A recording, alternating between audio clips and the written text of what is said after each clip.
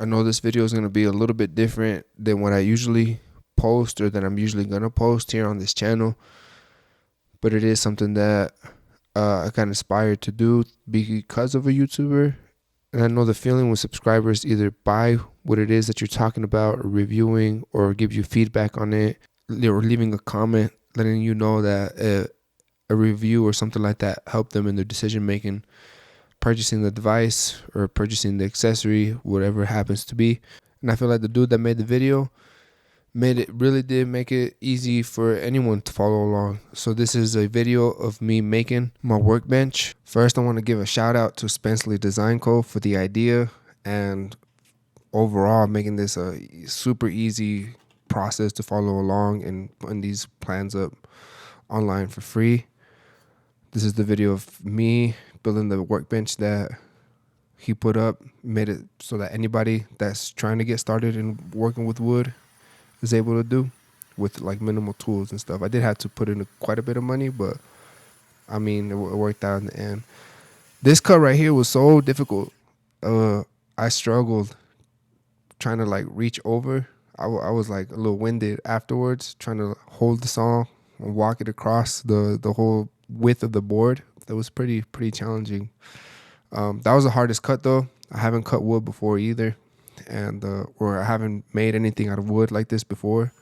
So I was a little nervous making that first cut.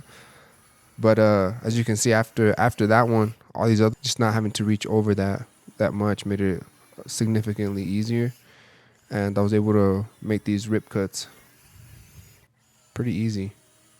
Getting towards the end of those smaller pieces right there, I was getting a little nervous just because it's like without that big sheet of plywood weighing it down, I was like, how's it gonna be stable enough to not move around and to keep a clean cut? And that little finger walking motion I'm doing right there, I saw that. I had to rewatch Spenceley's video to kind of see what he did, and it helped. It helped. Like I said, this was the first time me cutting, and I measured it, and towards the end there, the board did move.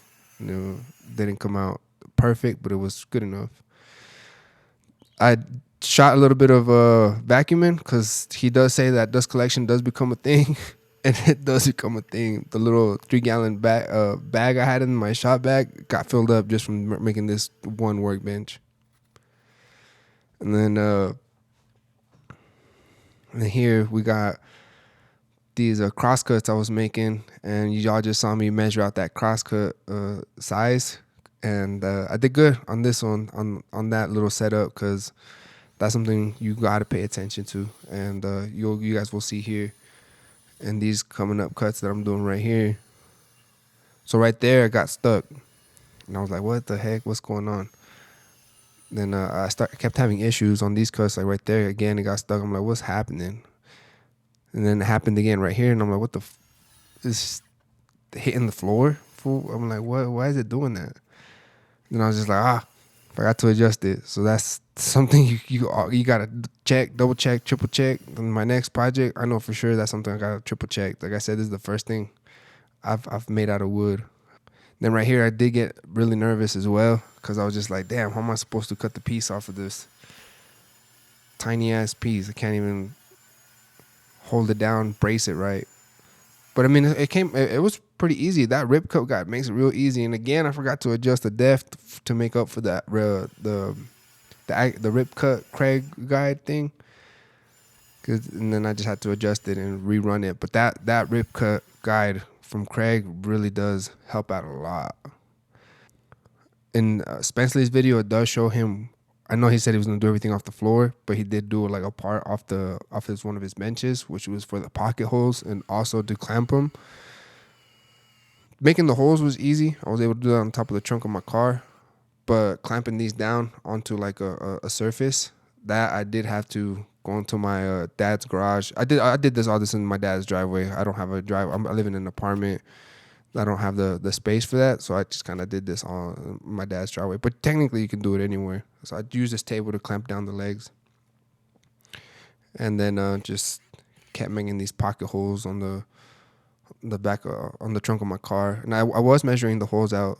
I forgot what the measurements was, but I wanted them to be spaced out, not perfectly, I think for a workbench, it's stable enough no matter where you put these. Well, you have to put them out kind of evenly, but it was still stable even though it was off by like maybe half inch on every single one of those. Or I gave enough slack of about a half inch on each one of those pocket holes, but they all pretty much the same.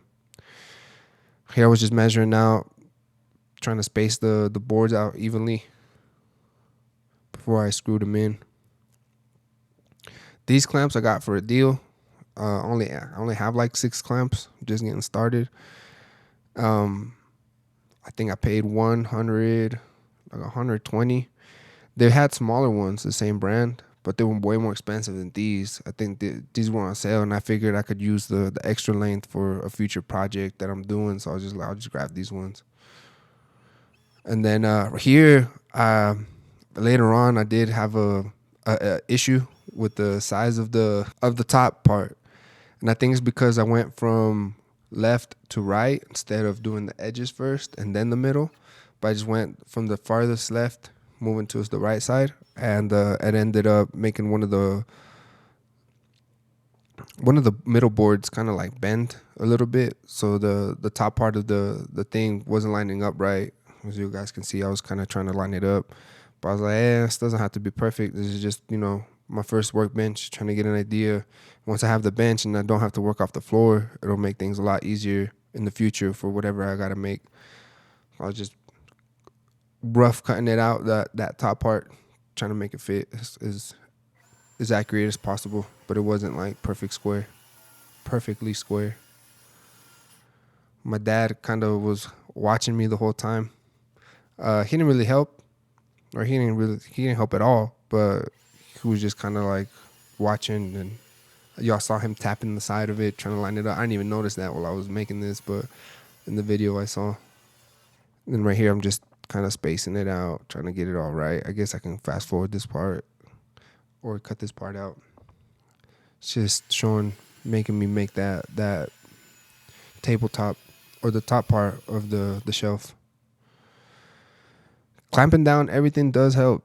This dude Spenceley knows what he's talking about when everything shifts when you're just using pocket hole screws, because they don't always sink down as easy. They do kind of shift around. You just got to make sure you're putting down pressure on them straight down. But once I made that, I started attaching the legs to the top frame. The top frame came out. I didn't record it, but it did come out a lot better, where I did the edges first, the ends, and then I did the 2 middle pieces, and this one came out significantly straighter. Everything came out pretty good. Just putting on the legs, and then at this point I started gaining a little bit of weight. I'm like, damn, this is pretty solid, heavy duty.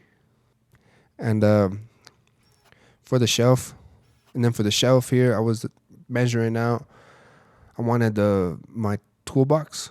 I have this rigid bottom one with the wheels to be able to fit underneath. I don't know if that's what I'm going to use it for, but I was just like, if I do end up putting that under there, I want it to fit. So I spaced it like, I think it was 16 inches high, and then from the top of the shelf to the bottom of the top shelf, or the desktop, it was like a foot. So it worked out. I wanted a foot clearance there, and it worked out perfectly. 16 inches from bottom to the bottom of the first shelf, and then from the top of the shelf to the bottom of the top part was a foot. So it worked out. Then once it's all put together, it was heavy. I don't know how Spenceley was just tossing this thing around in this video. I was like, damn, this thing is pretty heavy. And once I put the remaining piece on top of it, it did have some not slack or sag, but some edges. All the edges stuck out a little bit on the lengthwise. Widthwise, it was perfect, but lengthwise, it did stick out a little bit. And my dad was just like, just leave it. It's nice to have an edge. And I was like, you're right. Yeah, if I need to clamp anything to the edge of it. So I just screwed it on. I threw my toolboxes on there, kind of just get an idea of how it's gonna work. I doubt I'll use it for this. Maybe I'll make another one for it. And I plan on making more stuff out of wood. The reason why I made this bench is for that exact reason.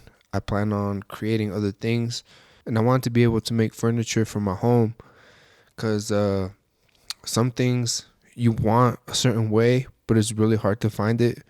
And if you can make it custom yourself, I think that's really the only way to go. And if I end up making any more cool stuff or things that I feel like kind of tie in to where I want this channel to go with just overall reviews and technology and tools or anything cool like that, or anything that I see cool, then I'll probably record and post that as well.